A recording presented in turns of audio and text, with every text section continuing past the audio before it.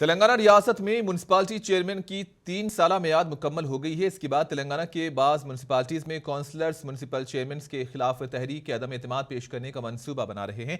तेलंगाना के जनगांव में भी बीआरएस पार्टी के काउंसलर्स ने मौजूदा म्यूनसिपल चेयरमैन के खिलाफ बगावत करते हुए जिला कलेक्टर को तहरीक अदम एतमाद का मकतूब हवाले किया।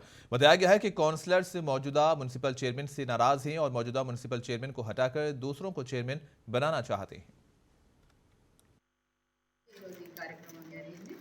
దానికి అధికారులుగా మీ సహాయ సహకారాలు మాకు అందించండి పూర్తి స్థాయిలో.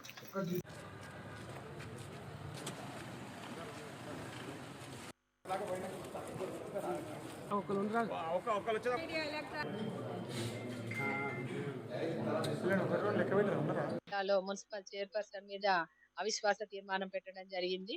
దీనికి కారణం పార్టీని భ్రష్టు పట్టించే చర్యలు చేస్తున్న అవినీతి అరాచకాల కారణంగా మేము ఈ రోజు నిర్ణయం తీసుకోవడం జరిగింది. బీఆర్ఎస్ పార్టీ నుండి 11 మంది కౌన్సిలర్లు, కాంగ్రెస్ పార్టీ నుండి 8 మంది, బీజేపీ నుండి 3 కూడా మద్దతు ఇస్తున్నారు. ఇంకా కూడా ఈ సంఖ్య పెరిగే అవకాశం ఉన్నది.